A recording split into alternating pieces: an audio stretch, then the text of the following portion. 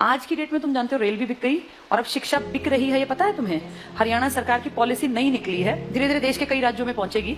हरियाणा सरकार का देखो तुम क्या किया। सरकार ने कह दिया, अखबार में आ गया लिखित ये कि जिसकी सालाना आय 1,80,000 से कम है हरियाणा में, उनके बच्चे अगर गवर्नमेंट स्कूल में जाते हैं तो 500 रुपए फीस देंगे। फ्री में नहीं, 500 रुपए फीस देनी पड़ेगी। और अगर उनके बच्चे प्राइवेट स्कूल में जाते हैं तो सरकार उनको 1100 रुपए देगी। ये तो उनको मिलेंगे अगर उनके बच्चे जाएंगे तो, और ये उनको देने हैं। अब बताओ आदमी क्या करेगा? देने वाला काम करेगा, मिलने वाला काम करेगा?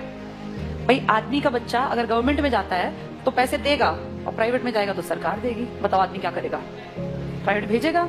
अपने घर से 500 क्यों लगाएगा? एक तो सरकारी, एक तो प्राइवेट। तो आम जो ये गरीब आदमी अपने बच्चे को कहाँ भेजेगा? ये देखो कितनी अच्छी चाल है, अगर तुम्हें समझ में आया तो। ये चल रही है सरकार। 1100 रुपए सरकार कहती है हम भर देंगे आपके बच्चे के, आपको चिंता नहीं करनी। अगर आपने सरकारी में पढ़ाया तो कितने रुपए लेंगे? 500। तो आदमी सोचेगा 2 बच्चे हैं, क्यों 1000 रुपए फूकूं, इससे बढ़िया प्राइवेट भेजूं, सरकार देगी मेरे बच्चे के पैसे, देगी भी सरकार। 1-2 साल बाद क्या होगा? सारे सरकारी स्कूल धीरे धीरे क्या हो जाएंगे? खत्म हो जाएंगे, खाली हो जाएंगे, बिल्डिंग खाली, एडमिशन 0। 1 साल 2 साल 5 साल बाद क्या होगा? सारे एडमिशन 0 0 0। फिर सरकार दिखाएगी बजट में कि तुम घाटे का नुकसान का सौदा है, सरकारी स्कूल बंद पड़े हैं जी, बिना बात इन टीचर्स को हम इतनी सैलरी दे रहे हैं, चपड़ासी रखे हुए हैं, हेडमास्टर है, कोई बेल बजाने वाला है, बच्चा तो कोई आता नहीं। तो कहेंगे काम करो, इसको बेचो, इस प्रॉपर्टी को बेचना स्टार्ट करो। सरकारी प्रॉपर्टी है, हर गांव में सरकारी स्कूल है। आप सोचो कितने स्कूल होंगे भारत में। धीरे धीरे करके अगले आने वाले 5 से 7 साल का भारत ऐसा बता रही हूँ मैं, जो होगा देखना तुम्हारे सामने। ये सारे स्कूलों का दाम निकलेगा। दाम इन द सेंस, भाई जहां जितने महंगी प्रॉपर्टी है महंगा। अब कौन खरीदेगा पूरे देश की बेल्ट को? जिसके पास पैसा है। तुम और मैं तो नहीं खरीद सकते देश के स्कूल, तो उस देश के पूरे स्कूलों को खरीदने का किसके पास पैसा है? अंबानी और अडानी ये ले लेंगे सरकार से कि जी हम इतने करोड़ रुपए आपको देते हैं सरकारी स्कूलों के बदले, हम डेवलप कर लेंगे। और फिर सरकार 1-2 साल बाद कहेगी हम बहुत नुकसान में जा रहे हैं, हमारे बस की 1100 रुपए देने नहीं है। अब गरीब आदमी फंस गया, उसका बच्चा उस टाइम तक 7वीं में पहुंच गया, मान लो पहली से स्टार्ट किया था, 5-6 साल दिए पैसे, अब अटका दिया, हम तो नहीं देंगे पैसे, पढ़ाना है पढ़ा लो, नहीं तो अनपढ़ रख लो।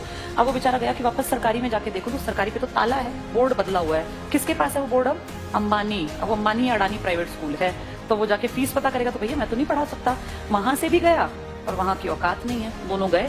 आने वाले समय में आदमी वो पढ़ा पाएगा जिसके पास बहुत ज्यादा पैसा होगा। देखते देखते तुम्हारी सारी सुविधाएं सरकार से छीन छीन के किसके पास पहुंचाई जा रही हैं? प्राइवेट। बस तुम्हें समझ में लेट आएगा, जब तक समझ में आएगा फिर चीख चिल्ला लेना, फिर थोड़ी ना कुछ होगा। सरकार वापस थोड़ी ना लेती है किसी भी चीज को, दे दी सो दे दी। मैं तुम्हें अपना एग्जाम्पल देती हूँ। जब मैं जॉब में आई थी ना, उस टाइम पर हमारा पहला बैच था जिनकी पेंशन बंद की गई थी। मैं उसकी खुद, जैसे ही मान लो लाइव तुम्हारे सामने एग्जांपल हूं, जिनकी सबसे पहली पेंशन बंद हुई वो हमारा बैच था। हमें समझ नहीं आया कि सरकार ने क्या किया, क्योंकि उस टाइम हमारी उम्र थी 20-21 साल। 20-21 साल के बच्चे को थोड़ी ना पेंशन की कीमत पता है। लेकिन अब जब उम्र बढ़ रही है तो समझ में आ रहा है सरकार ने सब कुछ खत्म कर दिया बुढ़ापे का। तुम्हारे माँ बाप अगर किसी के गवर्नमेंट जॉब में थे और अगर वो रिटायर्ड हैं तो तुम्हें इसकी कीमत पता होगी।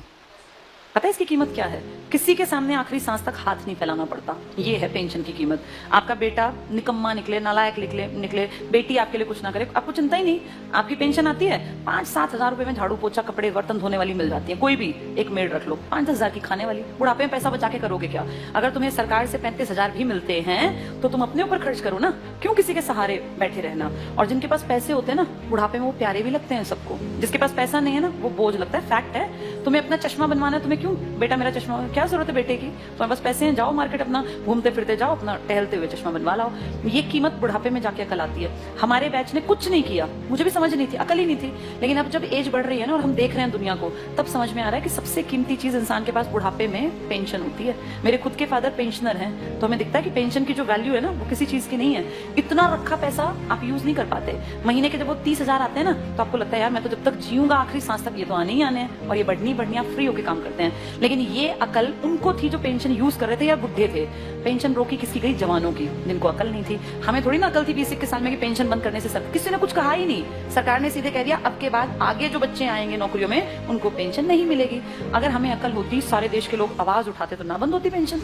अगर सब भाई किसानों ने क्या किया, इकट्ठे हुए तो क्या कृषि कानून वापस नहीं हुए ना? तो अकल हो तो आदमी उस टाइम पे सही डिसीजन ले ले। पर आज अब तुम कितनी कोशिश कर लो, क्या सरकार पेंशन बहाल कर देगी? नहीं करेगी। मतलब ना के बराबर है। एक आधा राज्य को करे, लालच में 1-2 साल में कह दे, पर वैसे नामुमकिन बराबर है। इसीलिए जब चीजें बंद हो रही होती है ना, तब जागना होता है कि सरकार गलत कर रही है। अब सरकार स्कूलों की तरफ गलत कर रही है। इसकी अकल 7-8 साल बाद की जनरेशन को आएगी, जब वो देखेंगे कि पढ़ाने के लिए ना तो सरकारी बचेंगे और प्राइवेट मुंह खोल के पैसे मांगेंगे। अब या तो पढ़ा लो या तो अनपढ़ रख लो, फिर फंसेंगे लोग। प्राइवेटाइजेशन करना गलत नहीं है, लेकिन कुछ फील्ड सरकार को रखने चाहिए जिनमें शिक्षा भी आती है, स्वास्थ्य भी आता है, रेल भी आती है, पब्लिक ट्रांसपोर्ट भी आता है। ये तो हमारी बेसिक नीड है, ये तो कम से कम दो हमें।